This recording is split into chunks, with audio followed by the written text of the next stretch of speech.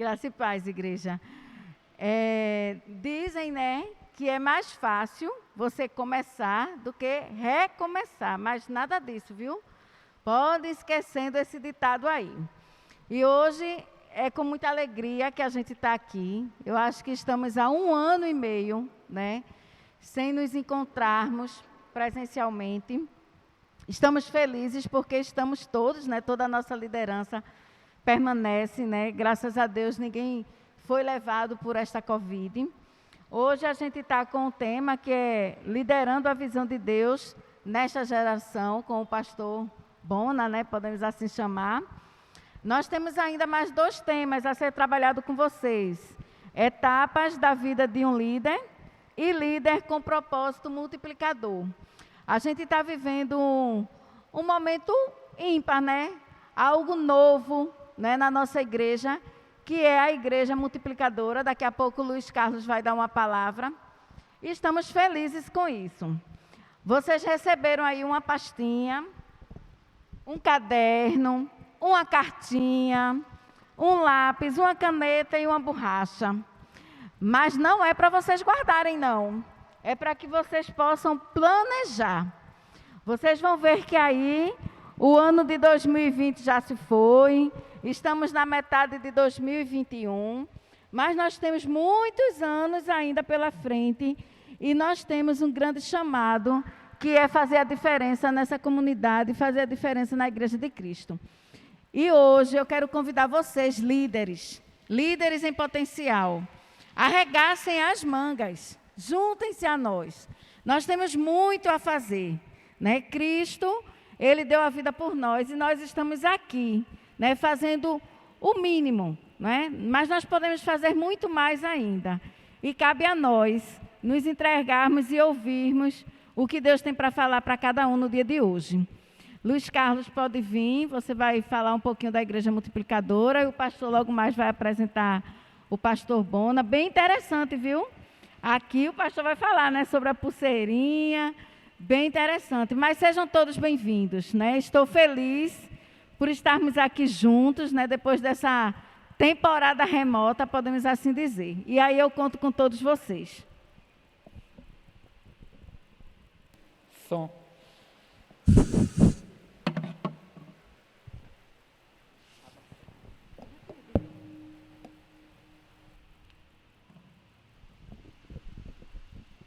Graça e paz, igreja. Amém? Meus irmãos, é motivo de grande felicidade estarmos aqui reunidos, né? E principalmente quando eu chego aqui, vejo aqui tanto material de discipulado, que pode ser aproveitado, né? Acho que o pastor vai falar. Então, eu fico maravilhado e querendo ler, e querendo mais e mais, né?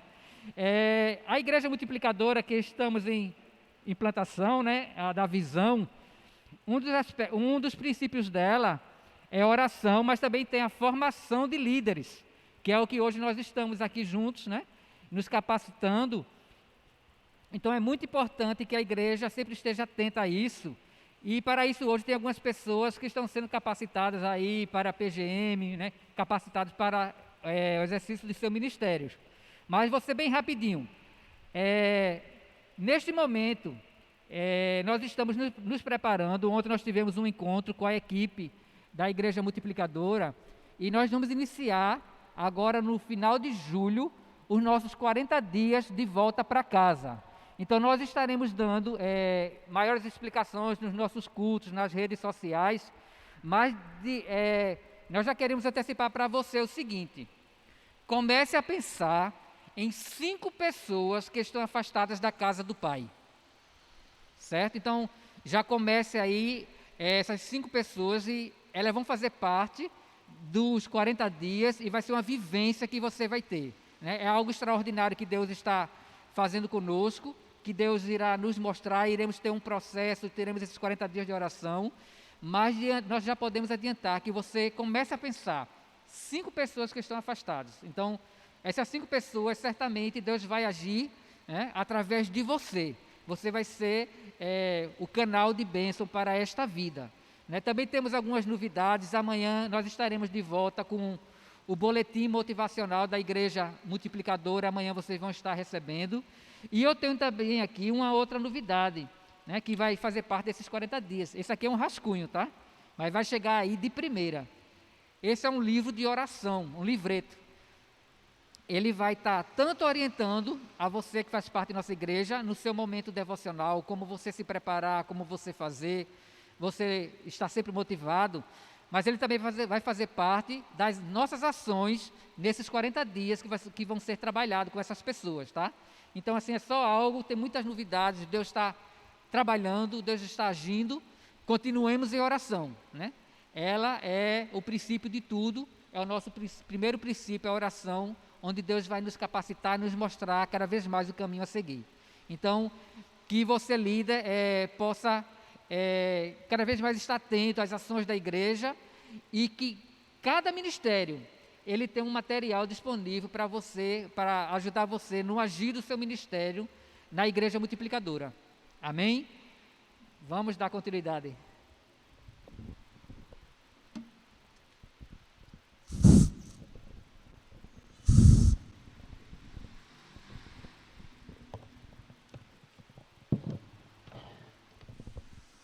E para hoje, nós temos o pastor Boanerges, homem que a gente conhece há muito tempo, muitos anos caminhando junto. O pastor Boanerges é pastor da Igreja Batista Oásis, no Recife, e a especialidade dele é treinamento e capacitação de líderes para o ministério. É docente do Instituto Haggai, e alguém que tem uma capacidade enorme, alguém que tem muita gente que o segue, que percebe a sua vivência, seu ministério. Ele pastoreia a sua igreja, a Oásis, desde 94, né? Então tem uma larga experiência ministerial. Mais do que isso, ele vai falar ainda do trabalho dele. Tem esses livros que a gente quer que você obtenha, cada um de vocês obtenha esse livro, especialmente este livro, Discipulado Transformador. É uma ferramenta extraordinária para aquilo que nós estamos pensando como igreja, fazendo essa transição para uma igreja multiplicadora. E esses princípios vai fazer com que a gente cresça e amadureça na nossa fé. E abra nossos olhos para que esse novo de Deus, que Deus tem nos mostrado, que Deus tem aberto nossa mente para esta nova caminhada. E para isso, esse treinamento, essa capacitação é para todo mundo andar no mesmo trilho, vivenciando o mesmo propósito e a gente poder chegar ao nosso objetivo. Então, obrigado antecipadamente, pastor Boanerges, por estar aqui conosco. Agora, se nós estamos transmitindo também pelo YouTube, aí todas as pessoas, nossos líderes que não puderam vir, estarão ouvindo, assistindo essa palestra hoje à tarde, e ficará disponível também no YouTube da nossa igreja. Então, sejam todos bem-vindos mais uma vez, e agora, pastor Boanerges, seja também bem-vindo, e vem para cá, a gente vai orar, pedir a Deus que o abençoe nessa transmissão de treinamento para a nossa liderança. Muito obrigado, pastor, por estar conosco, um prazer muito grande. Obrigado, Pai, pela vida do pastor, teu servo Boanerges. Unge o teu filho com o teu Espírito Santo, ó Deus. E assim, abre também nossa mente para o nosso aprendizado, para o nosso caminhar. E que tudo seja feito para o teu louvor e para a tua glória. Nós te pedimos e te agradecemos hoje e sempre. Amém. Amém. Esqueci de dizer que pastor Boanerges também, ele é do MAP. MAP é o Ministério de Apoio a Pastores e Igrejas, aqui no Pernambuco e no Nordeste, um dos capacitadores de pastores também para o Ministério de Discipulado. Há muito tempo nós caminhamos juntos no MAP, a gente tinha as nossas reuniões, pastores, pequenos grupos de Ministério Pastoral, e momentos muito bons que a gente viveu de aprendizado. Então, bem-vindo, pastor. Muito obrigado mais uma vez. Deus abençoe.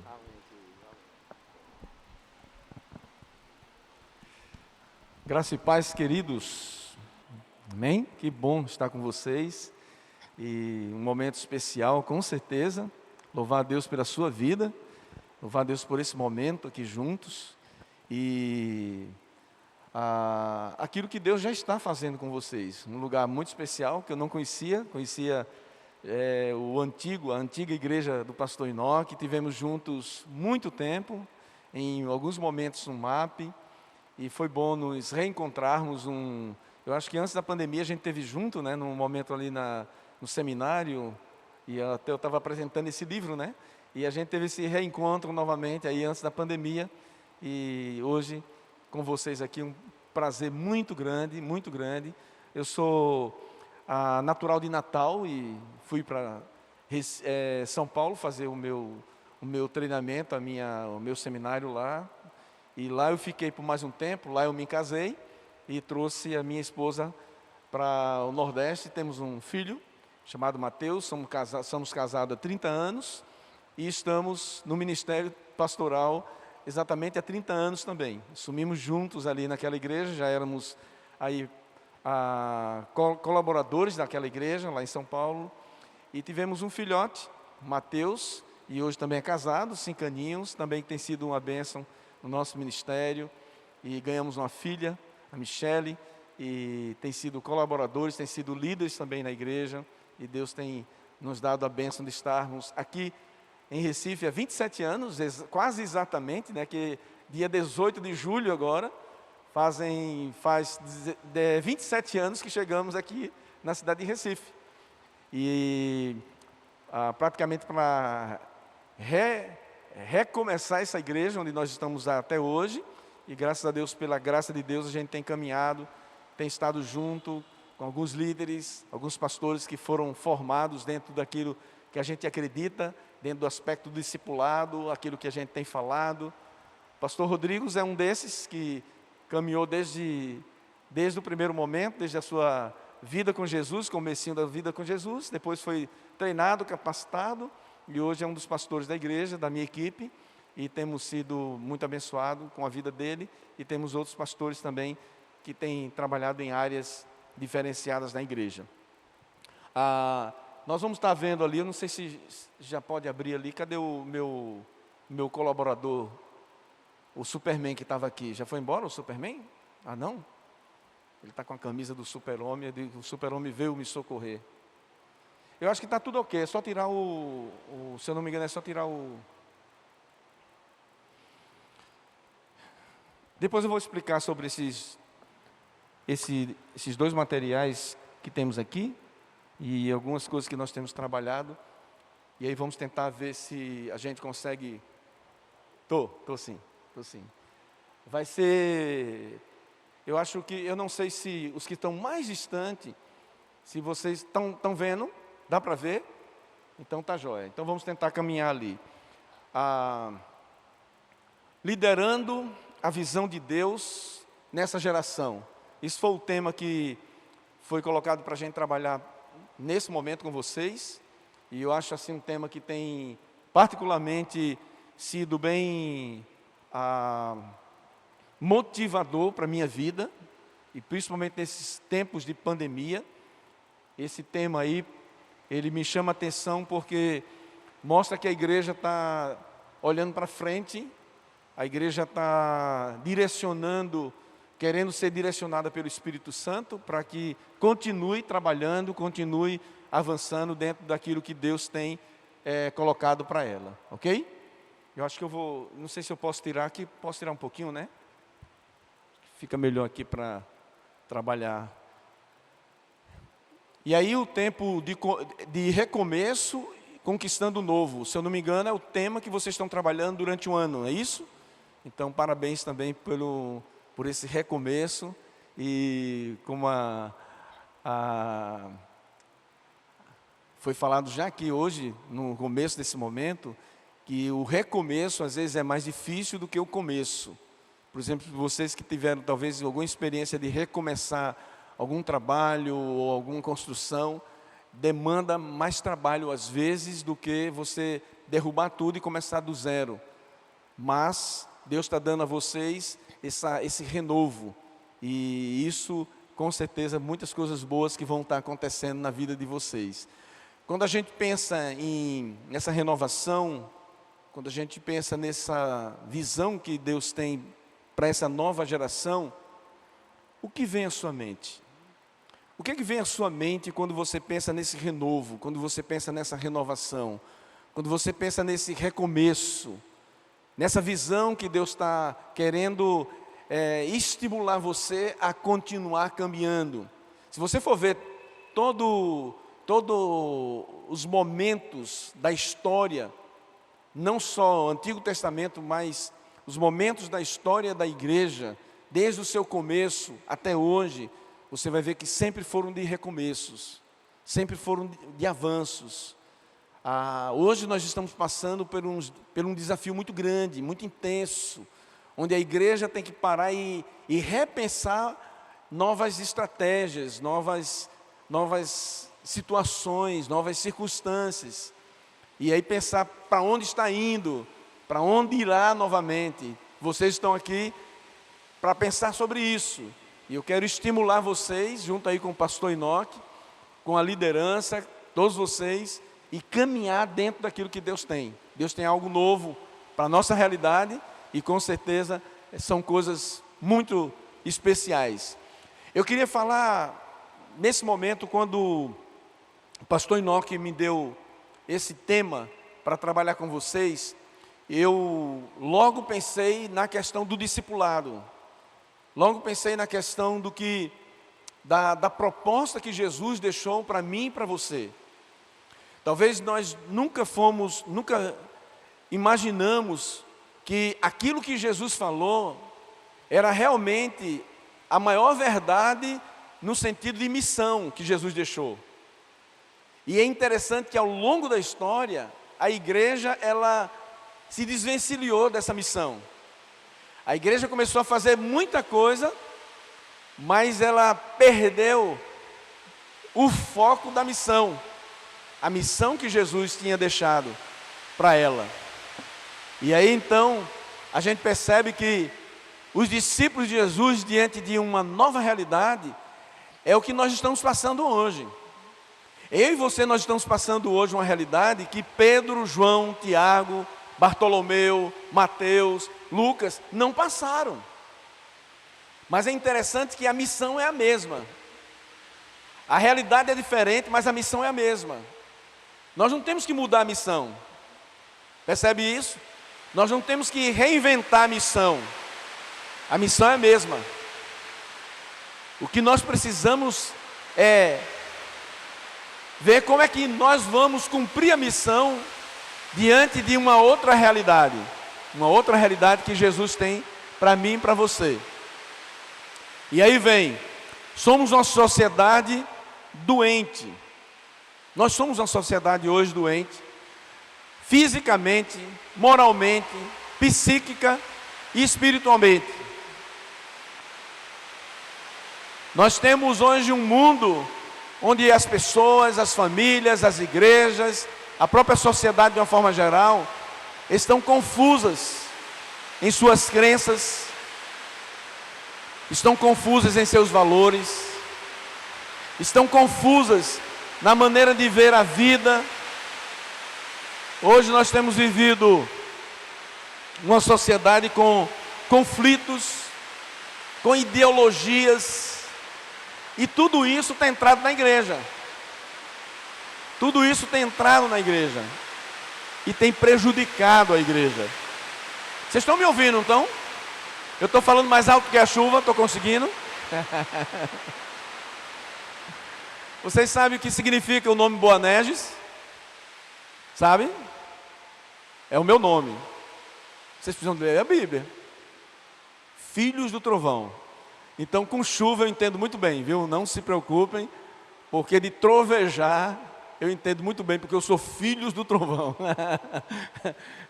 Eu devia fazer muito barulho quando eu nasci. Aí mamãe disse, esse aí é Boanerges, filhos do trovão. Eu gosto muito de chuva, né? E aí vou tentar caminhar com vocês dentro dessa perspectiva, mostrando a importância do discipulado dentro dessa renovação, dentro desse renovo. E aí vem, o discipulado é para todas as épocas, todas as realidades, todas as igrejas, todos os contextos. Não há nada que você possa dizer que o discipulado não entra. Porque se Jesus deixou, É porque ele imaginou isso. Jesus imaginou a sociedade que nós estaríamos vivendo hoje, eu e você. É tanto que quando Jesus ele ora, em João 17, a conhecida oração sacerdotal, ele ora por mim e por você. Pai, eu oro por aqueles que irão crer em teu nome. Então estava incluindo na oração eu e você. Já pensou que privilégio? Jesus orou por mim e por você. Então o discipulado faz parte da visão de Deus nessa geração. O pastor Valdir, ele diz o seguinte, que à medida que os discípulos eles vão se descobrindo e se revelando seguidores de Jesus. O David Plant, um autor muito interessante, que tem escrito livros muito fantásticos sobre essa área, ele diz, se você for um verdadeiro discípulo de Jesus, está sobrenaturalmente compelido a fazer discípulo dele. Não existe discípulo que não faça discípulo. Não existe. Às vezes as pessoas me perguntam, como é que você sabe que alguém está na visão de discipuladora, que ele entendeu? É quando ele faz discípulo. Quando alguém está acompanhando ela. Você quer saber se você é um discípulo de Jesus? Olha para trás. Dá uma olhadinha para trás e vê se tem pessoas te seguindo.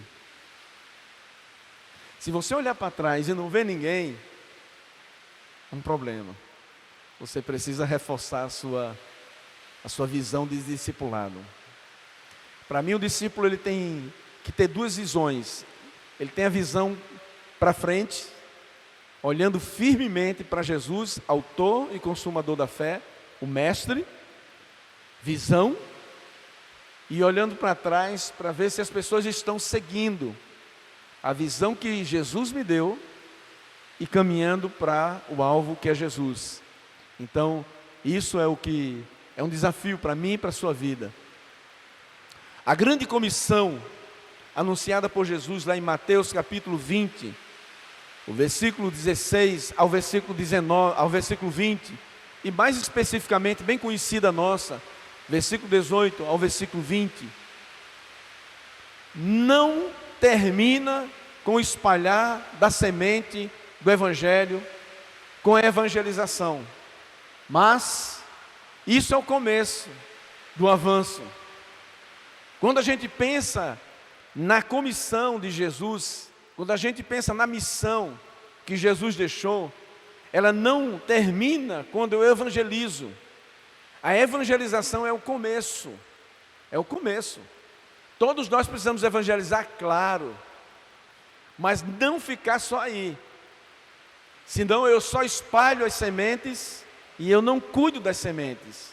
Eu não rego as sementes. Fiquei muito feliz quando cheguei aqui e vi a sequência que vocês têm, o propósito que vocês têm, dentro de uma igreja que está pensando, uma igreja que pensa em oração, que sem oração as nossas ações elas são presunçosas, uma igreja que está pensando na evangelização e discipulado, uma igreja que está pensando em plantar igreja dentro dessa visão, uma igreja que pensa na formação dos seus líderes, uma igreja que pensa na compaixão e na graça, e uma igreja que pensa nesses pequenos grupos menores de relacionamentos para a multiplicação. Parabéns, parabéns por vocês estarem pensando assim. Eu diria para vocês que vocês estão no caminho extremamente certo e bíblico daquilo que Deus quer para a sua igreja, para a igreja dele.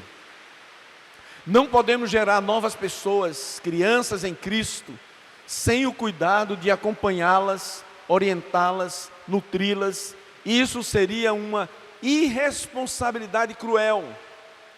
Eu digo que quando a igreja ela não entende a multiplicação, ela não trabalha a multiplicação, ela não trabalha o discipulado, é como a mãe e o pai sair da maternidade e deixar o filho na calçada, ou ao cuidado de alguém que ela nem conhece. Então muitas vezes a gente está gerando pessoas, mas nós não estamos tendo cuidado de acompanhar essas pessoas, nutrir essas pessoas. A criança tem que ir para casa, ela tem que tomar um leite, ela tem que ter o convívio com o pai, depois vai aprendendo os primeiros passos, vai aprendendo a falar, depois ela vai tendo outras coisas acontecendo na vida dela. A vida cristã não é diferente, é da mesma forma, e a gente precisa entender isso cada vez mais. Então, em Mateus capítulo 28, versículo 18 a 20, vamos ver se a gente sabe esse texto sem olhar a Bíblia? Vamos lá? Eu começo e vocês continuam. Aproximando-se Jesus, falou-lhes dizendo, bem alto, gente, que é isso? Que timidez é essa? Aproximando-se Jesus, falou-lhes dizendo,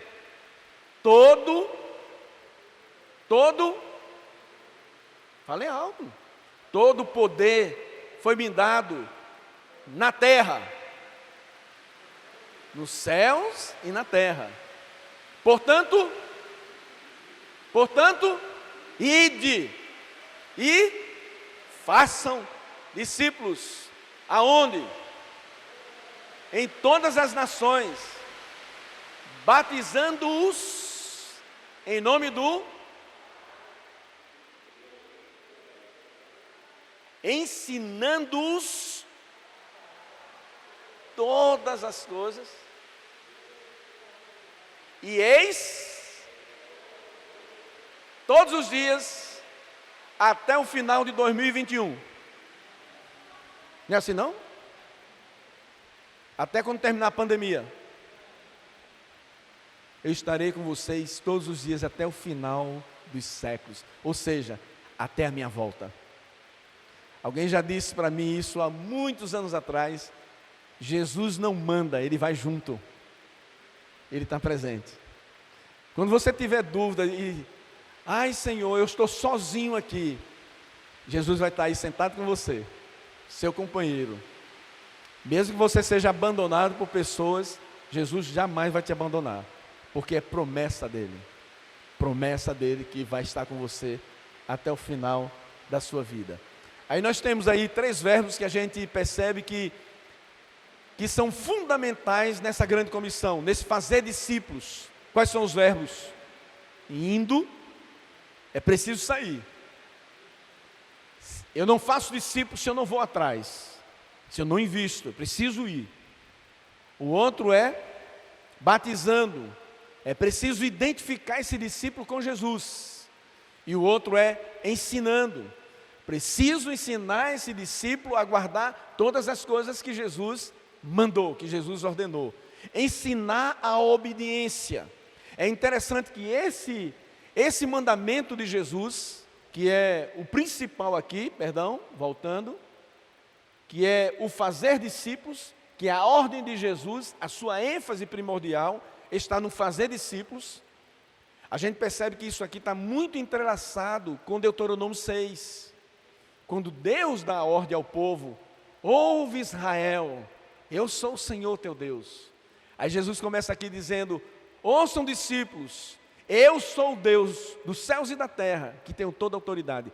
Jesus estava se revestindo, ele estava revestido de toda a autoridade ali dada por Deus, sendo o próprio Deus agora, naquele momento ali da história. Jesus não era mais o carpinteiro, Jesus não era mais o servo sofredor, Jesus era o Rei dos reis, Senhor dos senhores agora, dando a ordem para os seus súditos. E aí então, quando Jesus ele constrói a ideia da identificação e do ensino, Jesus está trazendo os princípios que Deus deu ao povo lá em Israel. Ensine os filhos, ande com eles, inculque, faça com que eles entendam. E aí é o que está lá, Jesus traz esse resgate para a nossa vida, para a vida dos seus discípulos. A liderança espiritual é colocada por Deus para fazer discípulos, não fazer membros e crentes.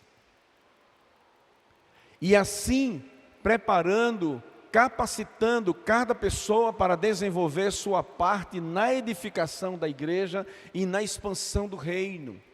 Efésios capítulo 4, versículo de 11 a 16, muito fundamental. Outras coisas que, aproveitando a chuva, aí eu uso algo que é muito utilizado. Eu vou chover no molhado para vocês. De repente vocês vão chegar e dizer, mas eu já escutei isso. Sim, é para escutar mesmo. Porque não tem nada novo. Já dizia o antigo sábio Salomão. Não tem nada novo embaixo da terra. Mas nós precisamos relembrar isso, porque são coisas fundamentais. E esse texto de Efésios capítulo 4, versículo 11 e 12 a 16, ele traz para a gente a ideia disso. Dietrich Bonhoeffer, ele diz um negócio muito interessante. Ele diz que as Escrituras, como um todo, nos chama o discipulado, ou para o discipulado. O discipulado de Jesus é um mandamento para todos os cristãos, não tem ninguém de fora. É discípulo de Jesus, conheceu Jesus, aceitou Jesus, se torna um discípulo. Por isso que a gente não pode jamais entender que tem uma turma que é crente e que é membro de igreja, e a outra turma que é discípulo. Na verdade, a igreja hoje, quando eu falo da igreja de uma forma geral, ela tem passado uma crise de identidade. Porque as pessoas se tornam crentes, depois se tornam membros, e alguns se tornam discípulos. Já percebeu isso? Aqui nessa igreja é diferente. O pastor disse que todos aqui são discípulos e firmes, fiéis, né? Amém ou não amém? Amém, meio, né? Depois o pastor vai conversar com vocês, viu? Se amém foi meio assim, fraquinho. Mas a gente percebe que a ênfase maior, em muitas igrejas, é na questão da membresia. É na questão do ser crente, do ser salvo. E não ter Jesus como Senhor, e não ter Jesus como mestre, e não ser um discípulo, seguidor de Jesus, que produz outro discípulo. Essa é a maior crise, eu acho, que da igreja. A gente está vendo isso na pandemia. Quantas pessoas estão retornando? Quantas pessoas estão começando a flutuar por aí? Pessoas que com certeza, muitas delas não têm um compromisso de discipulado com Jesus, independente da igreja, mas um compromisso de discipulado muito sério com Jesus. O discípulo diante da realidade multiplicadora, que é o que vocês estão pensando, o que é que vocês estão trabalhando, a ideia de cada pessoa ser um discipulador. Achei fantástico a ideia de volta para casa, não é isso? De volta para casa, muito joia. Já peguei aqui, já vou dar um Ctrl+V ou um Ctrl+C, né? E muita coisa, é exatamente isso, essa é a mensagem que a gente precisa lançar para as pessoas, de volta para casa, de volta para o caminho, voltando para entender aonde está a multiplicação, porque muitas pessoas saíram, e nós precisamos orar por essas pessoas, para que elas voltem, e elas comecem a trabalhar dentro dessa realidade. Eu tenho sempre pensado nessas 4 fases, e a minha vida, ela tem, desde a minha conversão, que já faz bastante tempo, isso aí tem sido praticamente tem me acompanhado. Alguns anos atrás, logo no começo, eu não entendia, porque eu não sabia as implicações do discipulado. Quando eu comecei a entender o discipulado, aí eu entendi que essas 4 fases, elas são muito importantes na vida da gente, que é a que a gente chama o discipulado. Dentro dessa multiplicação, ele tem essas fases. A primeira delas é: eu faço, outra pessoa observa. Enquanto eu estou fazendo, outra pessoa está me observando. Jesus fez isso. Você for ver o ministério de Jesus, Jesus chama homens para estarem com Ele. Marcos capítulo 3, versículo 14, Jesus diz: e Ele escolheu 12 para estarem com Ele. Isso significa se relacionar, conviver com Ele. Jesus fazia e eles viam. A outra fase é quando eu faço junto com a pessoa. Jesus fez muito com as pessoas. Ele chamava e fazia junto. Ele fazia perguntas e tinha respostas. Ele começava a fazer uma interação junto com essas pessoas. E o discipulado, quando você pensa em ter alguém do seu lado, você tem que chamar alguém não só para ser um tagarela, não só para você ficar falando as coisas e dando as respostas, não, para você fazer boas perguntas.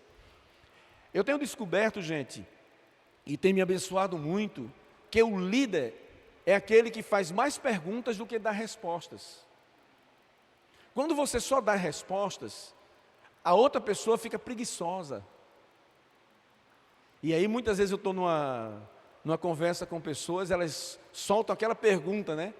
Pastor, o que é que o senhor acha disso? Eu disse, que pergunta excelente. Vamos discutir sobre ela? Logo no começo do meu ministério, as pessoas não entendiam quando eu fazia isso. Alguns estavam achando que era porque o pastor era novo, não tinha, a teologia ainda não estava muito segura, e ele não tinha muita segurança em dar, né, a resposta. E eu percebi que algumas pessoas estavam pensando assim de mim. O pastor ele não está dando a resposta que a gente está querendo. E eu fazia de propósito. Eu levava a pessoa a pesquisar a resposta. Eu pesquisava junto, porque eu queria que a pessoa estivesse fazendo junto comigo. A terceira fase é você faz e eu observo. É quando o Rodrigo começa a fazer e eu estou observando ele.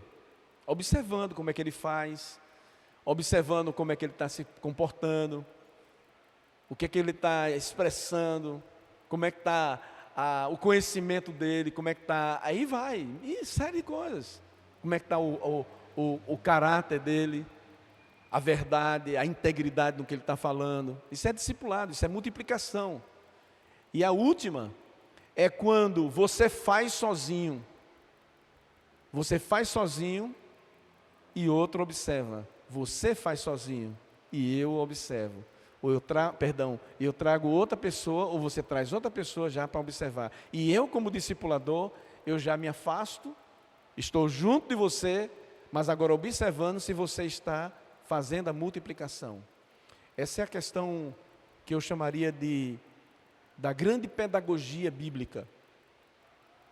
Quem é professor? Quem é professor aqui? Professor pode ser da escola dominical, professor normal, professor que já deu aula, ou dá aula, né? Isso. Você sabe que a maior pedagogia é quando você leva a pessoa a multiplicar o que você está ensinando. E não só aqui, no cognitivo, no conhecimento. Mas quando você leva a pessoa a passar para a parte da afetividade e do comportamento, das emoções, não só do conhecimento, mas a pessoa começa a fazer parte daquela história, daquele ensino, na sua vivência. Por exemplo, quando você ensina um novo casal a se comportar como casal, ao marido como ele deve se comportar com a esposa como deve se comportar com o marido, ao pai com o filho. Então tudo isso faz parte da vivência da igreja nessa multiplicação de discípulo. Como essas fases se aplicam à realidade da igreja? Como essas fases se aplicam à realidade da igreja? Aí eu coloco algumas coisas aqui. Eu tenho chamado isso de princípio 222. Princípio 222. 2 Timóteo 2:2. Então eu chamo isso de princípio 222. O discípulo, um seguidor de Jesus, é chamado, convocado para trilhar no caminho de fidelidade, reproduzindo outros discípulos fiéis. É o que diz lá 2 Timóteo, capítulo 2, versículo 2. E como é que a igreja trabalha nessa questão? Quando ela começa a entender que Deus deu a graça para cada um de nós, e aí é onde Timóteo começa a falar, quando Paulo começa a falar para Timóteo, sobre essa graça, no versículo 1, ele diz: Timóteo, nós somos fortalecidos na graça de Jesus, e essa graça na nossa vida, ela nos faz seguir adiante. E aí então, nós não fomos chamados para sermos cristãos passivos, mas discípulos ativos, participativos, na missão de Deus, na missão de Jesus, todos nós. O mais novinho ao mais antigo. O cara se converte hoje, ele já é um discípulo. Ele tem que entender isso. Se ele não entende isso, ele vai ser um crente de carteirinha, de banco, de cadeira, por longos anos. Gente, eu sou de uma família bem tradicional, desde o meu bisavô. Então eu sei muito bem o que eu estou falando. Eu tenho histórias assim para contar para vocês de muita gente de igreja, gente religiosa, mas que não tinha implicação nenhuma na vida dela. Não apresentava as marcas de Jesus, mas era crente. Viveu na igreja por anos, 20, 30, 40 anos. Mas você não via as implicações, as marcas. Quando o apóstolo Paulo ele fala para os seus discípulos e para a igreja, ele diz: eu trago em mim as marcas de Cristo.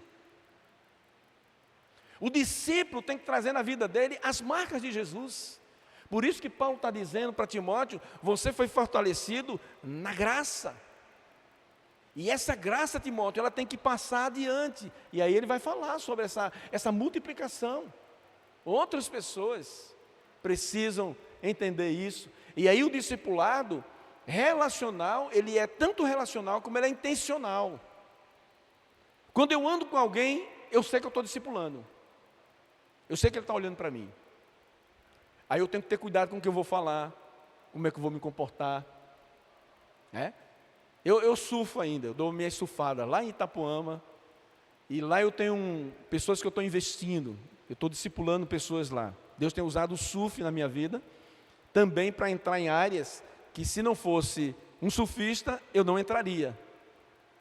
E aí, quando eu estou lá no meio dos surfistas, eu tenho que entender que eu preciso falar a língua deles, mas eu preciso mostrar Jesus em mim. E aí, quando estou no mar com eles, ou estou na beira da praia, ou estou em qualquer outro lugar, tomando um cafezinho, então a gente precisa entender que aquilo está acontecendo no discipulado. E depois eu vou falar um pouquinho sobre essa faceta do discipulado, tanto formal como não formal, que acontece de forma, normalmente quando você está andando e você não programou nada, mas está acontecendo o discipulado. Deixa eu só terminar essa parte aqui, depois eu abro para vocês conversar e perguntar algo que vocês queiram. Então, dentro do princípio 2:2:2, Paulo ele fala de 4 gerações, mas preste atenção. Nós podemos com certeza acrescentar mais 2 gerações aqui. Eu quero ver se vocês são bons mesmo, como o pastor Enoque disse, que vocês são gente da melhor qualidade. Eu quero tirar a prova agora. Quais as outras 2 gerações que nós podemos colocar aqui? Aqui tem 4 gerações: Paulo, Timóteo, homens fiéis e outros homens fiéis. Lá em 2 Timóteo, capítulo 2, versículo 2:2. Quais as outras 2? E aí? Quem quer dar um... Bora, gente, aqui não tem problema de errar, não. Qual seriam as outras 2 gerações? A atual, a nossa, e a outra que já vai vir. Isso. A nossa e a que vamos discipular. Joia? Já está pensando nessa outra aqui, viu? Muito joia, muito bom, parabéns. Mais, quem quer contribuir mais aqui?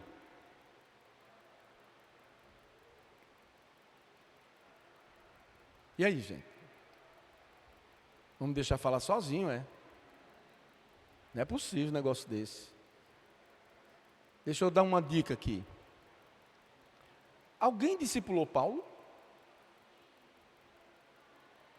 Sim ou não? O que é que vocês acham? Alguém discipulou Paulo. Falou, não foi? Alguém já falou aqui? Alguém falou? Olha lá, vai ganhar um prêmio, viu? Vai ganhar um prêmio, um copo d'água, depois quando terminar esse encontro.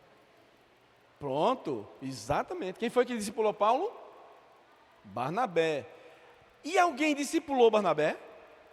Quem discipulou Barnabé? Ninguém sabe. Eita. Quem vocês acham que discipulou Barnabé? É o quê?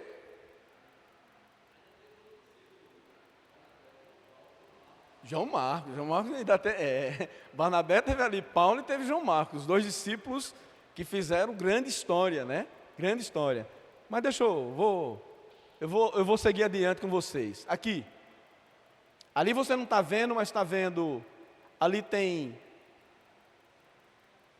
alguém para Barnabé. E aqui você tem Barnabé. Barnabé fazia parte dos 70 discípulos de Jesus. Lembra que Jesus tinha os 12? Jesus tinha os 70 que comissionou. Barnabé fazia parte dos 70. Então, provavelmente, um dos discipuladores de Barnabé foi Jesus. Só que Jesus não foi talvez o que mais se aproximou de Barnabé, porque Jesus ele tinha uma prioridade nos 12. Mas Jesus também tinha os 70. Como também tinha os 120. Como também tinham 500 discípulos. Só que você não vê Jesus com o convívio com esses discípulos como ele teve com os 12. Você vê lá Jesus com os 12 e em alguns momentos também com os 70, quando ele comissiona os 70. Então, só pegando aqui, claro, e pegando lá esqueci o nome dele. Luiz Carlos, isso? O Luiz Carlos.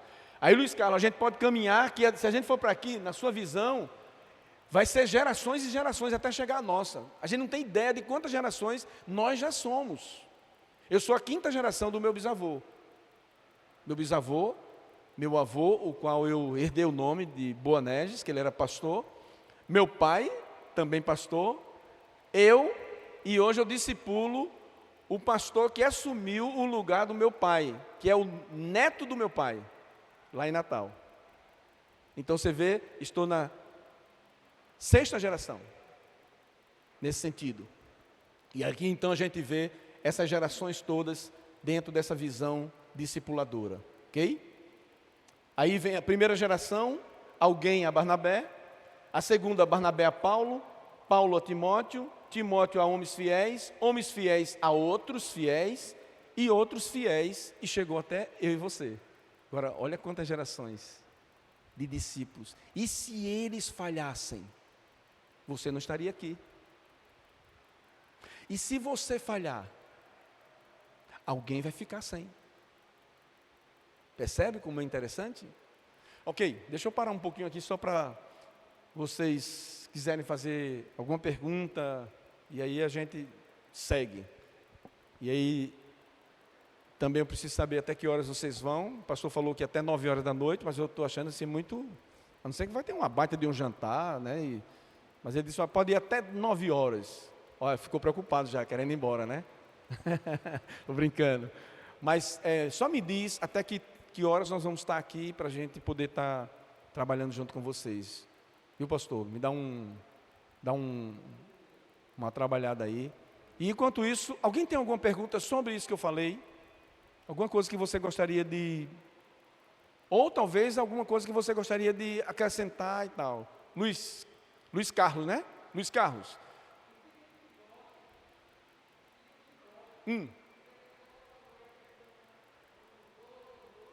Isso. Isso.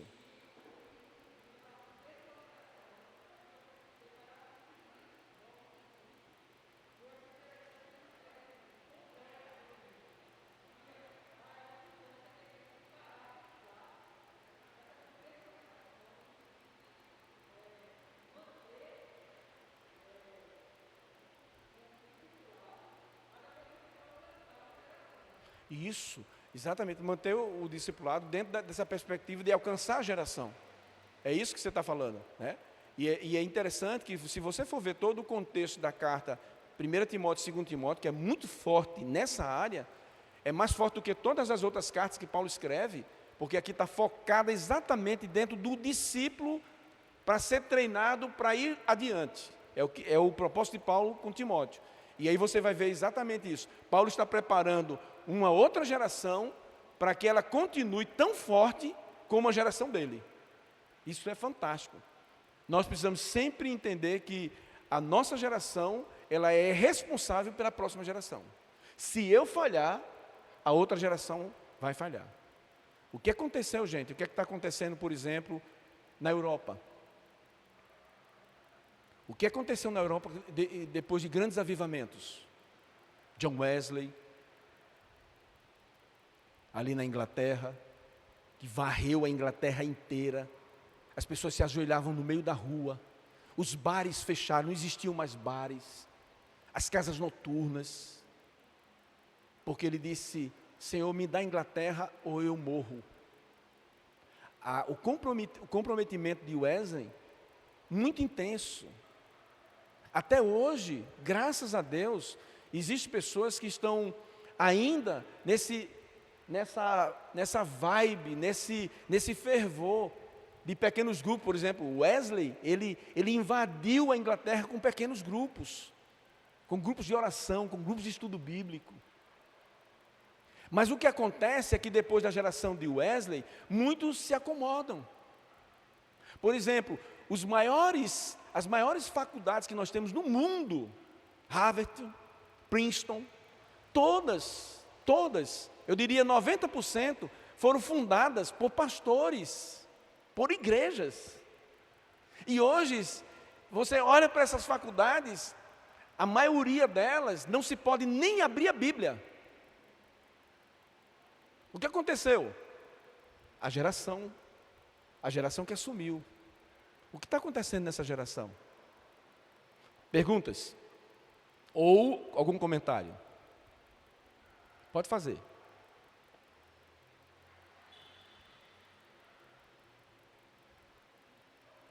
Vocês estão tímidos, né?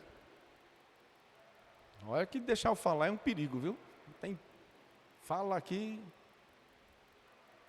Ok? Posso ir adiante, então? Pastor, depois me fala o horário para que a gente... Eu fui falar isso uma vez, pastor, aí o cara disse: não, você já passou faz 20 minutos. Devia não ter perguntado, né? Aí de repente a pessoa vai chegar para mim e dizer: não, Bona, já era para ter terminado. O requisito fundamental para os despenseiros e a fidelidade é a fidelidade, ser homens fiéis. Paulo vai falar para a igreja em Coríntios, ele vai dizer: o que requer dos mordomos, dos dispenseiros de Cristo, é que eles sejam considerados fiéis. Você sabe que o discipulado, você precisa orar para que Deus esteja levando você para pessoas que vão se comprometer, porque você vai derramar sua vida naquelas pessoas. Eu e minha esposa, nós derramamos a nossa vida durante esses 27 anos aqui em Recife, na vida de muitas pessoas. Mas tinha momento onde eu pedia para Deus se era para continuar investindo em determinada pessoa, porque demanda tempo, investimento, dinheiro. Porque quando você entra no discipulado, gente, pelo menos na minha percepção, é cafezinho, é uma jantinha. Ontem mesmo eu levei alguém para comer uma pizza e paguei, porque eu estava chegando perto dessa pessoa e queria que ele vamos rachar. Eu digo: não, agora, essa é minha. Mas vai chegar um momento que eu vou dizer: essa é sua, você paga agora. Quando ele entender, né? Né, Rodrigo? E aí é um livro que você dá, mas vai chegar um momento que esse cara, ele vai dar livro para outro. Agora, se essa pessoa ela não continua fazendo isso, pare, pense, comece a orar. Será que é essa pessoa que você tem que estar investindo? Será que essa pessoa você não está perdendo o tempo? Percebe? A gente tem alguns critérios que a gente coloca nesse livro, no último capítulo, que é interessante que quando eu fiz esse livro, a gente lançou esse aqui. Nós lançamos em 2018, um ano antes da pandemia. Oi? 2019. E exatamente um ano antes da pandemia. E quando eu criei o último capítulo, falando sobre discípulos de uma nova realidade, aí eu falei sobre, é possível discipular através, ou por exemplo, a mídia ajuda, o WhatsApp ajuda, o Zoom ajuda. E eu comecei a fazer perguntas, e algumas pessoas falavam, claro que não, discipulado não tem nada a ver com isso. E aí eu queria fomentar nessas pessoas se a gente pode utilizar dos meios que a gente tem para fortificar também o discipulado. Então, por exemplo, você está discipulando, eu estou discipulando o Rodrigo. Aí eu me encontrei com ele ontem, aí amanhã eu mando uma mensagem de WhatsApp para ele.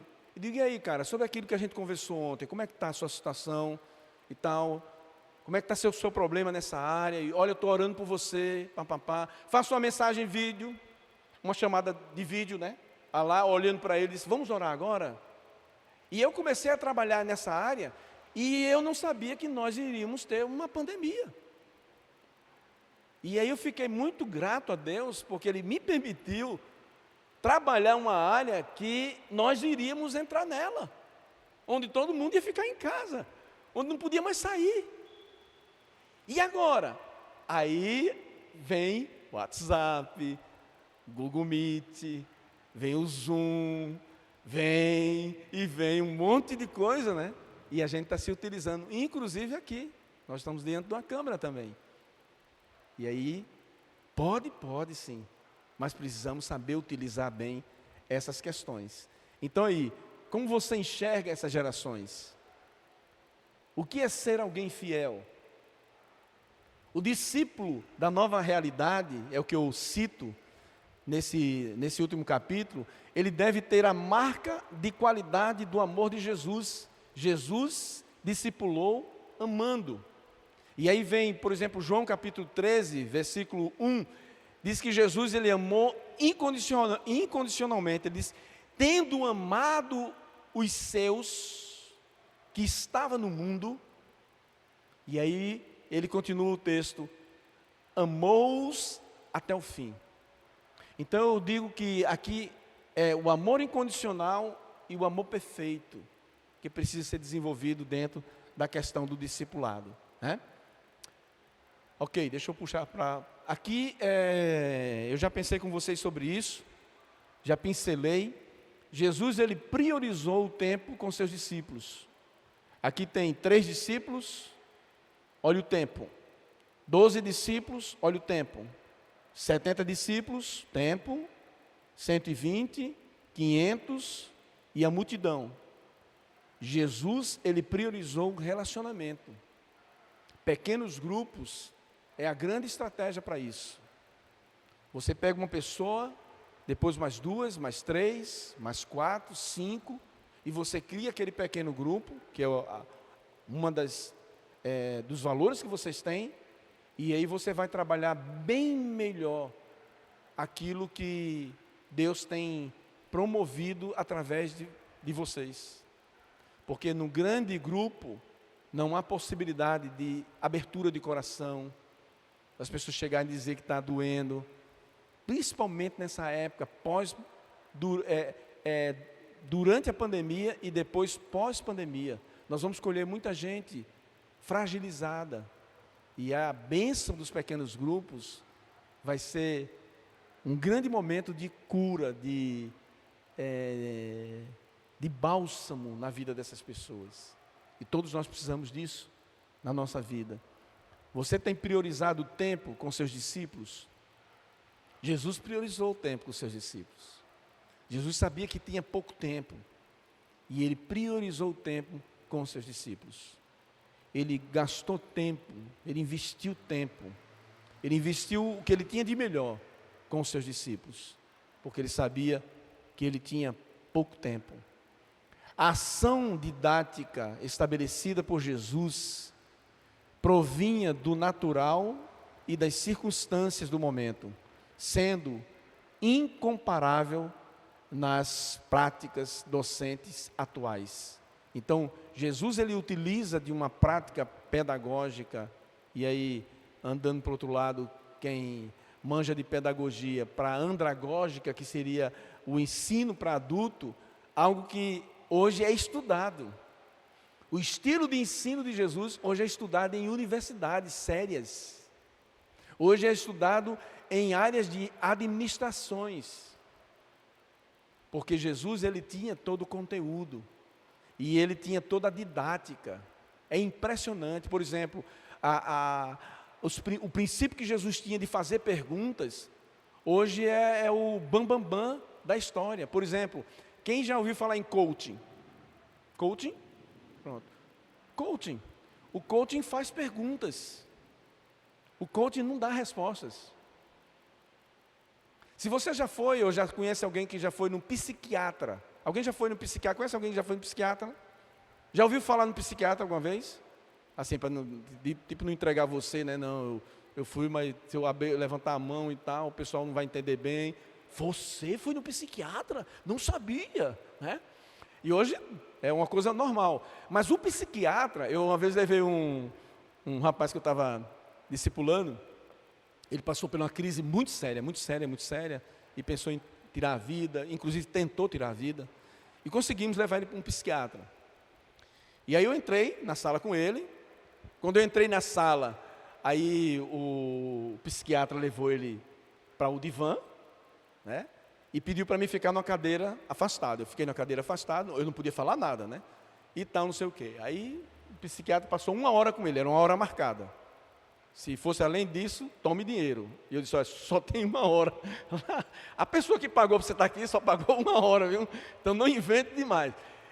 E o psiquiatra colocou uma luz mais, né, bem ambiente, tá um ambiente bem aconchegante, uma sala muito gostosa, quase que eu dormia na cadeira. Imagina ele que estava no divã, e aí tome pergunta. Aí quando ele saiu, aí ele olhou para mim e disse, oxe, ele só me fez perguntas. Aí eu disse, ele disse, igualzinho que você faz. Aí eu quase disse, igualzinho que Jesus fez. Perguntas, porque perguntas é onde vai tirar de você a solução. Que na verdade está lá dentro, você precisa só colocar para fora. As pessoas que vêm a você, você precisa de conduzi-la exatamente a Jesus e deixar ela falar. Se você é só o cara que vai ficar falando, blá, blá, blá, blá, blá, blá, blá, e eu tenho combatido os líderes de pequenos grupos, quando eles são as pessoas que falam muito. E eu disse, vocês têm que ser o que fala menos, mas faça boas perguntas, para que as pessoas se expressem e falem, né? Seu ensino era formal, não formal e informal. E aí bem rapidinho aqui, só para você entender, eu trabalho esses 3 modelos de ensino, e eu faço uma comparação em todo o livro de Mateus. Mateus é o livro onde fala mais sobre discípulo, que é a palavra matetés. Matetés é a palavra para discípulo, aluno, seguidor. Então Mateus tem 73 vezes que aparece essa palavra matetés. E aí enfatizando a questão do aluno, do seguidor. E aí eu fui pegar versículo por versículo, todas as vezes que citam isso, que cita essa palavra, e tentar descobrir quando Jesus estava no ensino formal, o ensino não formal e o ensino informal. E eu vou já dizer o que é isso. O ensino formal é aquele da sala de aula. Por exemplo, tipo aqui, nós estamos no ensino formal. Eu estou falando e vocês estão ouvindo. E esse é o ensino, por exemplo, que quando a gente vai para o Sermão do Monte, Jesus estava no ensino formal. Jesus estava falando, os discípulos estavam ouvindo. Mas foi sempre assim? Não. Deve ser sempre assim? De jeito nenhum.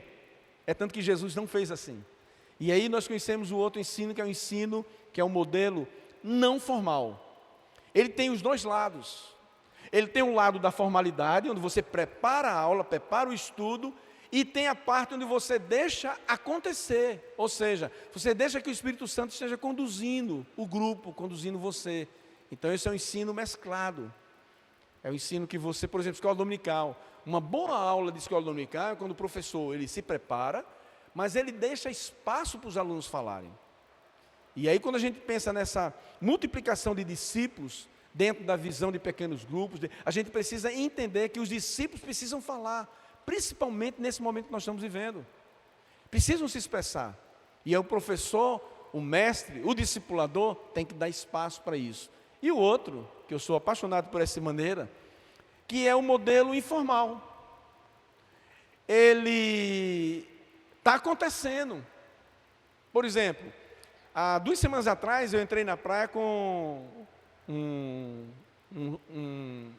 amigo meu, surfista, que eu nunca tinha conversado com ele. E entramos, e ele começou lá dentro da praia a puxar assunto. Puxar assunto de Jesus, puxar assunto de igreja. Eu não tinha programado nada com ele, eu tinha programado entrar na praia para surfar, somente. Mas ali começou a acontecer. E nós tivemos mais de 1 hora dentro do mar, entre uma onda ou outra, mas conversando sobre a coisa do reino.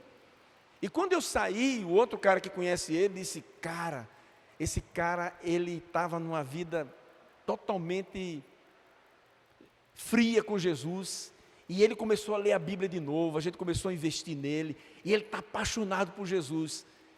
E a tua aproximação com ele foi muito legal, porque essas pessoas têm a ideia de que pastor é um cara distante, um cara que não conversa com ninguém. Então, quando ele viu você e tal, estava surfando junto, então ele começou a se abrir, conversar, daqui a pouco conversou sobre casamento, e conversou sobre... Entende? Esse é o ensino formal, informal. Você não preparou nada. Você leva a pessoa, dá carona para a pessoa. Aí, de repente, alguém te dá um tranco no carro. Já aconteceu isso com você? Alguém te tranca, você está com o cara do lado, você não programou aquilo. Aí você põe a mão para fora, ei, ô imbecil, você não está cego. O cara está vendo. Você não programou nada, mas ele está vendo. Você ensinou ou não ensinou? Ensinou muito, muito. Eu ensinei muito a meu filho. Quando eu olhava, às vezes o cara fazendo, eu queria fazer certinho. Eu não fui desse que esbravejava, não. Mas por dentro eu ficava, como é que o cara faz um negócio desse, rapaz? Olha, eu sei não. Devia alguém chegar aqui, porque não foi multado. A gente, né, aquele senso de justiça já entra. Você está discipulando. Está discipulando. Aí quando você age da outra maneira também, quando o cara passa, você vai na paz, querido, Deus te abençoe, está nervoso, olha o cara nervoso, vamos orar por ele, não sei o nome dele, mas vamos orar aqui junto, por esse cara aí. É discipulado. Quem tem filho aqui? Filho pequeno? Filho pequeno. Você está discipulando ele mesmo que você não queira. Você chegar a dizer, hoje eu não quero discipular meu filho. Engano seu, você vai estar discipulando seu filho. O que você fizer, ele está vendo. Você vai na padaria, as pessoas estão te vendo. Você vai no metrô, as pessoas estão te vendo. Então esse é o ensino que Jesus, o tempo todo, andando com os discípulos, caminhando com os discípulos. E isso é fantástico quando a gente entende. Então temos uma sociedade muito envolvida numa tecnologia galopante, que se atualiza a cada minuto, a gente tem visto isso, com ideias, programas, entretenimento, muitas informações, e diante dessa realidade é que o discípulo transformador ele vai fazer a diferença. Nós estamos hoje com a sociedade totalmente diferente, e veio para ficar. A nossa atitude vai fazer a diferença agora. Nosso tipo de culto, nosso tipo de... Não é que a gente vai fazer agora... todo mundo tem que entrar aí para ter 200 mil seguidores, porque o pastor fulano de tal, fulano... Não. Mas é fazer o seu trabalho da melhor maneira possível. É fazer o melhor que você pode. É usar a tecnologia ao seu favor agora. A gente... não sei se vocês passaram pela experiência que a gente passou, mas... No começo, quando a gente descobriu que não podia... Fecha o prédio. Eu preguei um domingo, 2 domingos depois, ou um domingo depois, fechou. Lockdown. Aí pronto. Aí era um tal de celular colocando para tentar. Olha que quando eu olho hoje, a imagem feia, o som horrível.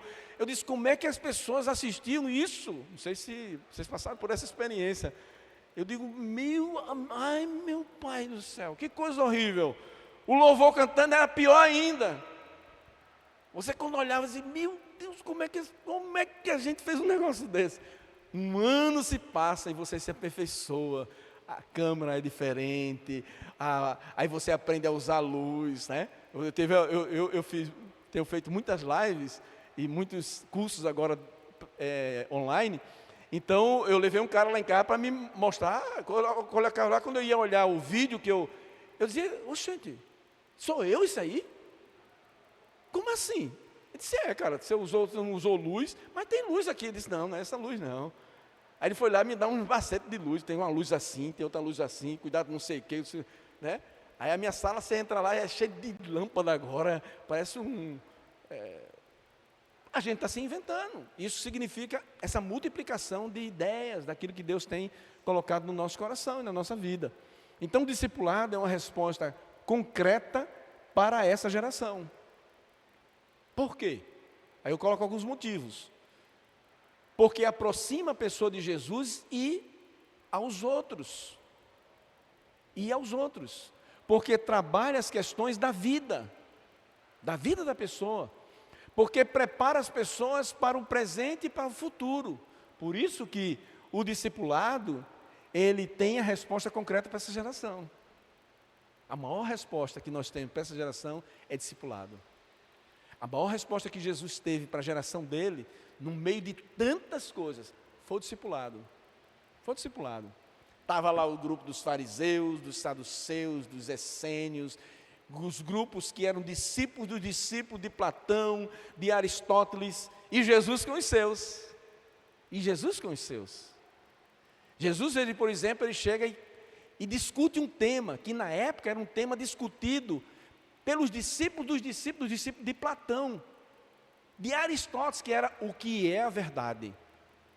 O que é a verdade? Esse era um tema, uma pergunta, que já era discutido 300 anos antes de Jesus. E Jesus chega para os discípulos e começa a conversar sobre a verdade. E mais ainda, depois ele diz, eu sou a verdade. Olha só, que ousadia de Jesus, no meio daquela confusão toda, dizer, eu sou a verdade. Eu sou essa verdade que as pessoas estão procurando saber. E vocês encontraram a verdade. E outra coisa, se vocês conhecerem a verdade, ela liberta vocês. Percebe como Jesus ele foi bem presente dentro da realidade que ele vivia na época? E nós precisamos ser bem presentes dentro da realidade.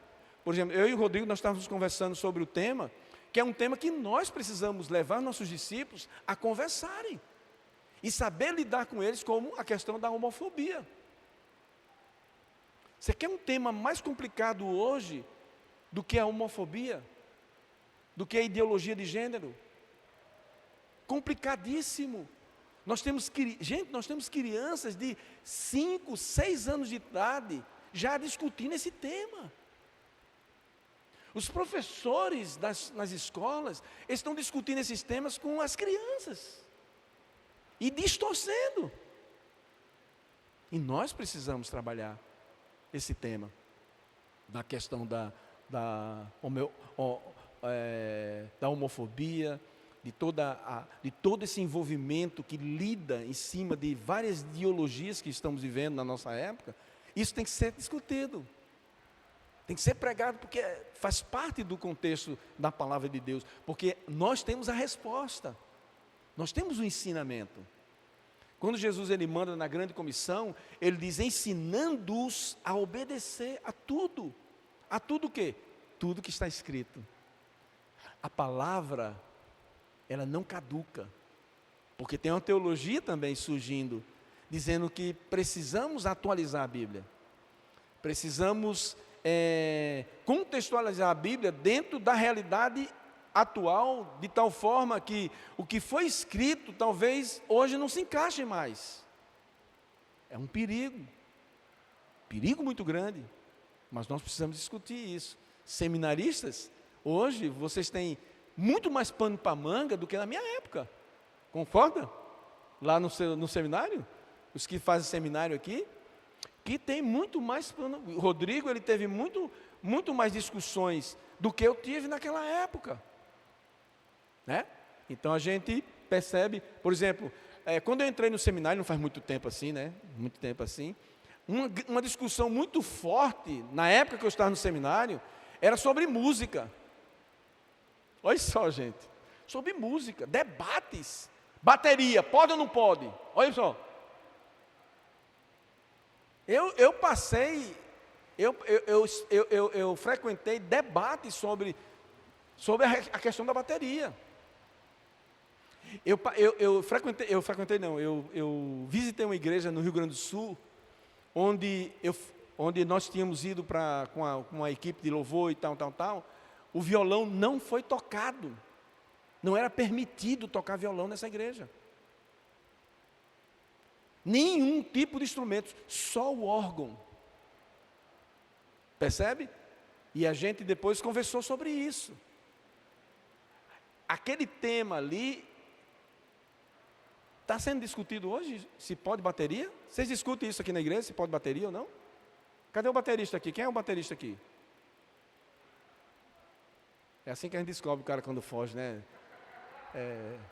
A gente pega assim, veja quando eu faço, cadê um? Né? Às vezes eu mexia com a equipe de louvor, né? Eu via ele assim, né? Aquele tal de beber água, né? E saia para beber água e ficava lá fora, não sei o quê. Aí eu dizia, então, aí no meio da mensagem, eu fiz muito isso. Hoje ele sabe que. Eu dizia, então, eu queria cantar uma canção agora e tal. Estava pensando numa canção agora mesmo aqui, eu queria cantar. Cadê os músicos? Eu sabia que eles estavam tudo. Rapaz, era um vexame, uma corre. O pastor está chamando, não sei o quê. E vinha tudo, né? Um pegava o violão e enfiava cabo e não sei o quê. Eu disse, vocês estavam onde? Aquele né? Isso não acontece aqui não, claro, né? Mas eu procurei o Superman e não achei, viu? Procurei o Superman hoje aqui. Superman. Mas tudo bem, Superman. Você tinha deixado tudo prontinho ali antes de você fugir. Gente, eu quero concluir o nosso tempo aqui.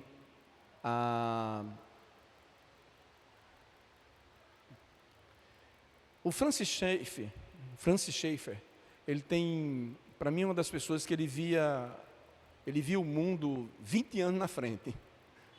Se você já leu alguma coisa sobre o Francis Schaeffer, algum livro, por exemplo, A Igreja do Século XXI, é impressionante. É como se ele estivesse aqui hoje presente, escrevendo aqui, mas ele escreveu há 50 anos atrás, 60 anos atrás, né? E ele tem uma frase, várias frases, né? Mas eu selecionei essa aqui. Ele diz que os relacionamentos entre os cristãos formam o critério que o mundo usa para julgar se a mensagem deles é mesmo verdadeira.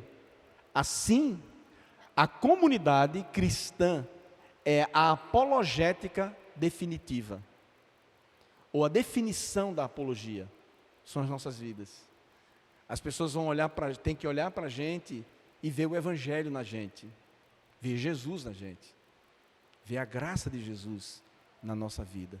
E aí eu queria estar realmente falando para vocês e concluindo. Tem essa definição que a gente usa no discipulado, que para mim é uma definição que ela trabalha a questão da multiplicação, e quando ela trabalha a multiplicação, ela vai dizer exatamente isso, que discipulado é uma relação comprometida e pessoal, onde um discípulo mais maduro ajuda outros discípulos de Jesus a aproximarem-se mais dele, de Jesus, e assim reproduzirem. Isso é a questão do discipulado, da multiplicação da vida de Jesus. E eu uso muito isso aqui para exemplificar essa questão, né?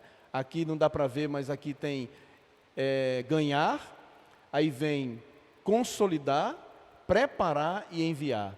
E depois, novamente isso, a seta vai trabalhar exatamente essa questão de novo na questão do discipulado transformador. Então, discipulado é esse trabalhar que a gente ganha, consolida, prepara e envia a pessoa, tá?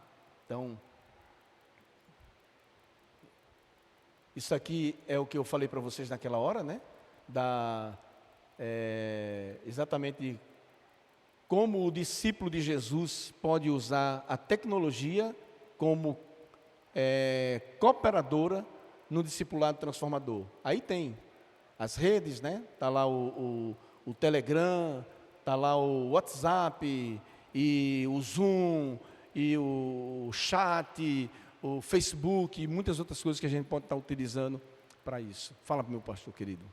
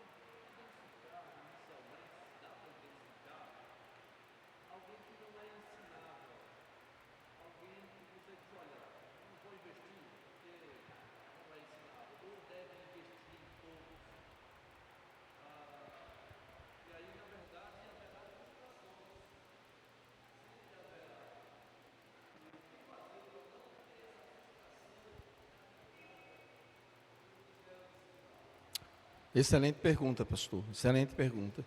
Como é que a gente deve saber se continua com esse discípulo, se continua investindo, é isso? Se vale a pena, se existem alguns sinais que a gente tem que estar pensando sobre essa questão. Quando eu penso nisso, eu penso, por exemplo, quando eu coloco uma tabelinha aqui, que é a tabelinha que a gente usou muito no MAP, que tem usado, e isso ajuda muito quando eu estou visualizando um discípulo, e eu faço isso, até com minha equipe pastoral hoje eu ainda faço isso. Então aqui tem, por exemplo, como é que eu implemento o discipulado e como eu trabalho isso no discipulado com essa pessoa. Aí tem uma listinha onde eu vou tentar descobrir se essa pessoa tem fome de Deus, se essa pessoa é ensinável. Essa pessoa é uma pessoa que ele tem compromisso, ele tem disponibilidade. Quando eu falo disponibilidade, eu não estou falando que a pessoa não tem, que é vagabundo, não faz nada, né? Não, mas tem disponibilidade.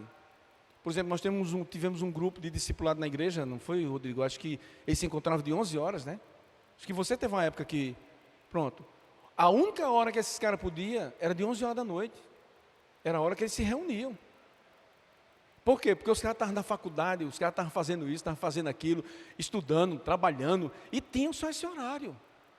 E eles se reuniam, de 11 à meia-noite, à meia-noite e meia, 1 hora da manhã, né? Então, eu trabalho isso aqui porque isso ajuda a você pegar essa pessoa e tentar trabalhar um programa com essa pessoa, para que você não perca seu tempo. O tempo é precioso. E você não pode pegar uma pessoa, por exemplo, aí você marca, o cara não vem, marca de novo, não vem de novo, dá uma coisa para ler, ele inventa umas desculpas mais esfarrapadas, aí você já é um alerta, já é um sinal. Essa pessoa não está querendo, deixa ela no soro, deixa no soro. Aí você vai dar vitamina para aquele que está querendo. E aí então, essa pessoa ensinável, ela está querendo aprender, está querendo, por exemplo, às vezes o cara não tem. Eu discipulei uma pessoa que o único tempo que ele tinha era segunda-feira na hora do almoço. Aí disse: olha, eu queria muito, mas eu só tenho segunda-feira na hora do almoço, que eu viajo. Aí eu disse: então, segunda-feira na hora do almoço vai ser o nosso encontro. Eu tinha um encontro com ele almoçando. Os dois almoçando, a gente passava 1 hora e meia juntos, e ali era o nosso discipulado, e ele viajava, e a gente ficava só entrando em contato com. Mas era um cara extremamente compromissado. E hoje deu fruto. Hoje é um cara que está voando muito, muito alto. Então eu diria assim que a gente precisa ter essa organização. Discipular não é você discipular de qualquer jeito. Jesus, ele teve critérios com os discípulos. Por exemplo, um critério de oração. Jesus, ele confirmou. Ele passou a noite inteira no monte, confirmando aqueles discípulos. Eu imagino a luta de Jesus, talvez, quando Deus disse para Jesus, quando Jesus disse: Senhor, Pedro, porque Jesus já tinha passado 1 ano e meio com um monte de discípulos, andando, e depois ele escolhe os 12, ele desce do monte e escolhe os 12, Pedro, João, Bartolomeu, Tiago, Judas Judas Iscariotes. E eu imagino Jesus desce depois de uma noite inteira de oração e escolhe. E ele passa a conviver e passar experiência, perguntas, respostas, caminhada, confronto, uma série de coisas. Então, não sei se eu floreei tanto a resposta, mas entendendo isso, eu acho que é uma luta de todos nós. Como saber que eu estou discipulando a pessoa certa? Tenha critérios. Crie critérios para essas pessoas. Então, eu dou uma dica nesse capítulo que pode ajudar nesse aspecto. Tá? Fala, meu querido.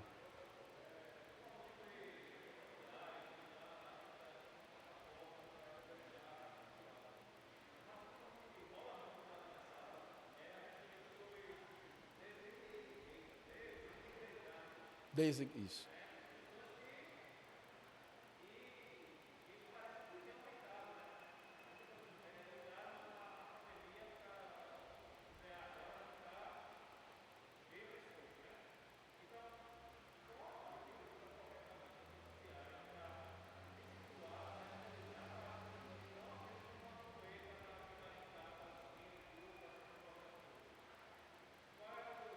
O equilíbrio.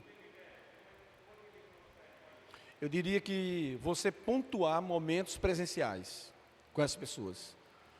E a rede social, as plataformas, o WhatsApp, ele serve como apoio. Como apoio. Porque o que nós estamos experimentando agora, é que as pessoas querem ter agora as redes sociais como se fosse o essencial.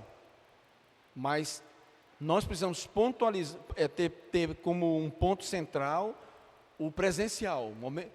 Respeitando, claro, você vai ter um momento presencial se você sabe que tem alguém com suspeita da Covid, alguma coisa assim. Claro que tem que frear mesmo. Já tivemos um momento onde a gente teve que...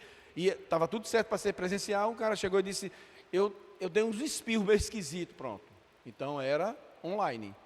Mas eu acho que uma coisa que tem que fazer aí é ter muita consciência e passar isso para as pessoas, que as redes sociais, a mídia, ela serve de apoio, e não como centro, não como aquilo que vai realmente jorrar o discipulado, porque discipulado é mano a mano, é olho no olho, é vida na vida, né? Então a gente não pode abrir mão disso, tem que haver o presencial, né? O presencial, se não dá para ter toda semana presencial, pelo menos a cada 15 dias, momento junto, um senta ali, outro senta ali, outro senta ali, mas ter esse momento juntos, e determinar que todos os outros aparatos da mídia vai servir como apoio. Eu não sei se você estava aqui quando eu falei sobre, por exemplo, eu me encontro com o Rodrigo e com teu nome. Eita, não. Gomes, com Gomes. E aí tal, a gente tem uma abertura de coração legal e não sei o quê. Pá. Quando termina ali, no outro dia, Gomes, no WhatsApp. E aí, cara, sobre ontem, como é que foi? Vi que você está com problema com seu pai e está um relacionamento de pedir perdão. Você conseguiu, cara, pedir perdão? Aí eu posso utilizar o WhatsApp para fazer isso. Aí, de repente, o Rodrigo disse, cara, eu acho que Gomes saiu bem pesado do grupo. Vamos fazer uma live, vamos fazer um momento online, na sexta-feira à noite. A nosso encontro foi segunda. A gente, vamos, a gente faz um online. Mas, percebe? Gente, nós estamos hoje com a faca e o queijo na mão. Esse material todo veio para nos ajudar e não para atrapalhar. Só que a gente tem um inimigo. O que é que o inimigo faz? Ele distorce. Quando Paulo escreve para a igreja de Coríntios, ele diz, não ignore as estratégias do diabo. Não ignore as estratégias que o diabo vai montar. E ele está montando e está destruindo com muita gente nesse sentido. Beleza? E você é um cara da mídia, né? Então você sabe muito bem como o poder disso, tanto para destruir como para ajudar. A gente está descobrindo exatamente isso. A mídia tem o poder de destruir, tem destruído, inclusive muitas famílias, destruído muitas famílias e tem ajudado. Tem ajudado muitos. Fala, minha querida.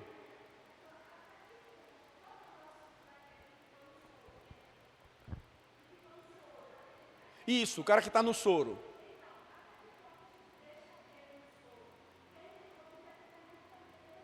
Isso. Quando ele começa a mostrar reações. Porque você deixa o cara no soro, quando o médico deixa o cara no soro, ele depois vem para dar uma medicação, para ver se precisa de um dipirona, né, para ver como é que está a situação dele, se ele está reagindo, né? Aí você vai ver se ele está reagindo. Você deixa no soro, mas com pitadas de tarefas. Por exemplo, o cara está no soro, aí você dá uma página de um livro para ele ler. E você pergunta para ele o que ele viu naquela página. Você não vai dar um livro para o cara que está no soro. Você vai dar um livro para o cara que está na vitamina. Mas aquele ali, então você vai ver qual está sendo o poder de reação daquela pessoa. Então, eu vou falando para vocês e vou lembrando de gente que ficava, só queria ficar ali. Ele só queria pegar o lado bom, mas não queria compromisso.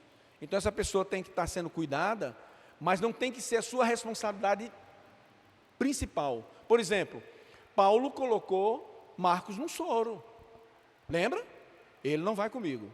Deixa ele no soro. Por quê? Porque Paulo estava voando alto. Paulo precisava de pessoas que não tinham medo da morte, que dormia em qualquer lugar, que comia em qualquer lugar, que era mordido de cobra, que entrava em naufrágio. Marcos não queria.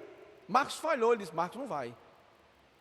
Aí Barnabé, que já tinha cuidado de Paulo, Barnabé disse, beleza, Paulo, vai com Silas e deixa eu com Marcos. Barnabé foi o cara que cuidou de Marcos no soro. Às vezes vai acontecer isso, você está cuidando de alguém e você está voando com outras pessoas. Aí você pega um outro discípulo seu, uma outra discípula, e deixa essa pessoa mais perto dessa aqui, para cuidar.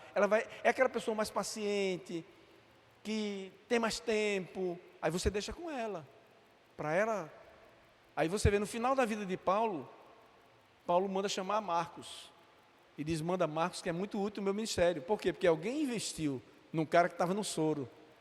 Então, isso quando a gente pensa nessa multiplicação, nessa evolução, de renovação de discípulos dentro da igreja, a gente tem que ter os critérios. A gente tem que ter os critérios, orar por aquelas pessoas, saber por que a gente está investindo naquelas pessoas. Por exemplo, tem pessoas que não andam mais comigo. Teve pessoas que não andaram mais com Jesus. João capítulo 6 termina dizendo, e muitos dos seus discípulos já não seguiam mais. E alguns diziam, duro é esse discurso, quando Jesus fala que é o pão da vida, o pão que desceu do céu. Aí as pessoas começaram a sair. Paulo, no final da vida, disse, olha, Demas não está comigo, me abandonou. Alexandre foi embora. Tito está na Galácia. Fulano está, eu estou sozinho. Percebe? Então, existem esses momentos de deserto na vida da gente, como discipulador, mas a gente não deve desistir, porque tem outros que a gente está ligado neles, né? Graças a Deus por isso. Beleza? O que mais? Pastor, aqui eu estou ao seu dispor. Aí eu vou fechar só explicando o livro e aí deixo... Gente, deixa eu já falar aqui. Eu não sou vendedor de livro, mas eu exponho aquilo que a gente tem trabalhado. Esse livro é um livro que eu digo que levou 30 anos para ser escrito, porque ele foi sendo trabalhado desde que nós começamos a conversar sobre discipulado. E aí eu tive um discipulador muito bom nessa área, ainda lá em São Paulo, trabalhamos muito, criamos grupos de discipulado, vimos isso florescer, e aí, quando muitas coisas sendo feitas a respeito do discipulado, então a gente colocou no papel algumas coisas que a gente acha importante sobre a questão do discipulado. Então, nasceu esse livro, e graças a Deus esse livro tem sido muito utilizado também para seminários, para igrejas, para liderança, que quer revitalizar essa questão do discipulado. Então, seria um bom livro para você ter e conhecer um pouco mais. Quando nós criamos esse livro, o meu filho e outras pessoas deram a ideia da gente fazer alguma coisa para que pudesse massificar a ideia do discípulo discipulador. E aí a gente criou uma pulseirinha, e essa pulseirinha é o que a gente, por exemplo, quando vai acompanhando, por exemplo, eu estou acompanhando o Rodrigo, e eu saí da câmera, né? E, perdão, pessoal. E aí, isso aqui é mais assim, como se fosse um lembrete, né? Um lembrete. Aqui está escrito, discípulo, discipulador, eu mais um. Qual é a ideia? Eu estou evangelizando o Rodrigo se converte, eu começo a ter um trabalho com ele, semanalmente e tal. Aí eu chego para o Rodrigo, eu quero selar o nosso tempo de discipulado. Então, vou te dar essa pulseirinha. E aí você vai, a partir de hoje, começar a orar por um amigo seu. Lembra um amigo seu aí ele lembra, eu tenho um amigo Ricardo. Ok, então você vai orar pelo seu amigo Ricardo. Quando Ricardo se converter, aí você dá uma pulseirinha dessa também para Ricardo. E aí mostra para Ricardo o que Ricardo vai fazer com você, o que você está fazendo com ele, o que eu fiz com você, você faz com Ricardo, e fala para Ricardo que ele vai fazer agora com João. E isso vai multiplicar essa questão. Então a ideia dessa pulseirinha é só lembrar, tá certo? Não tem efeito nenhum nesse sentido. A pessoa está com a pulseirinha, não significa que ela se tornou um discípulo, né? E também pessoas, quando a gente fez isso, queriam comprar pulseirinha. Eu quero levar para dar de presente às minhas amigas. Não é isso não. A ideia não é comercializar a pulseirinha, nem ganhar dinheiro com ela, né? Mas a ideia é exatamente para firmar um compromisso, um pacto no discipulado. Aí nós criamos um cartãozinho, que é um cartão bem feito, bem legal, que pode ser um marcador, né, que na verdade é um marcador, que ele explica dentro do que nós falamos aqui de Mateus capítulo 28, né, 28, 18 a 20. E aí, então, aqui está, o que eu acabei de falar para vocês, está nesse cartãozinho, porque a pessoa leva, junto com a pulseira, o cartãozinho para ela não esquecer. Aqui está a cola dela, né? Se ela esquecer o que ela tem que fazer com essa pulseira, aí está a cola dela aqui. Então ela vai fazer isso. A gente, quando pensou nisso, a gente pensou em cores. Então criamos 4 cores, é a mesma coisa.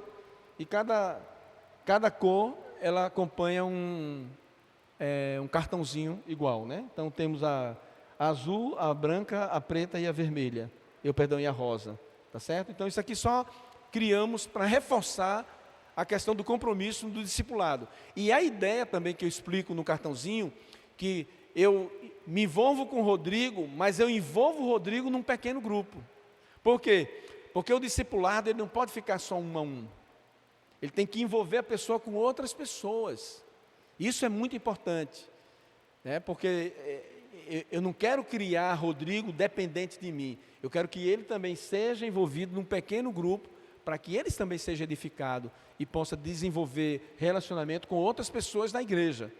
Eu sou o discipulador dele, mas ele está envolvido com outras pessoas também na igreja. Tá joia? E aí, por último, mês passado nós lançamos esse livro que é Discipulado para Casais. Discipulado para Casais é um livro direcionado para casais. Obviamente, o livro já está dizendo. Então, esse livro ele tem 4 estratégias. Eu posso fazer um discipulado junto com o meu cônjuge, trabalhando algumas áreas que esse livro vai tratar. Eu posso pegar meu cônjuge e convidar outro casal e juntos fazermos o discipulado dentro dessa perspectiva. Um grupo de casais, um grupo pequeno de casais, ou posso usar esse livro também para uma dinâmica em retiros para casais. Então esse livro foi criado porque nós percebemos, tanto eu como minha esposa, a necessidade que existe do discipulado entre os casais. E a gente percebe que a vida que a gente está vivendo hoje, todas as ideologias que favorecem a destruição do casamento e da família, têm sido enormes. Então a gente lançou esse livro nessa perspectiva, tá certo? E aí eu estou encerrando a minha fala, dizendo para vocês que esse livro, qualquer um dos dois, custa R$20, que é o preço de lançamento, R$20, e essa pulseirinha junto com o cartãozinho custa R$5. Praticamente é o preço de custo, né? É uma pulseirinha siliconada, veio de fora, a gente fez questão de pegar algo de qualidade para que você tenha e use à vontade. Por exemplo, eu tenho no meu braço uma que já faz mais de ano que eu estou com ela, vou para a praia, tomo banho com ela, não tem problema nenhum e fica tranquilo, tá certo? Isso aqui só para vocês conhecerem e aí fica à disposição de vocês, tá joia? Pastor.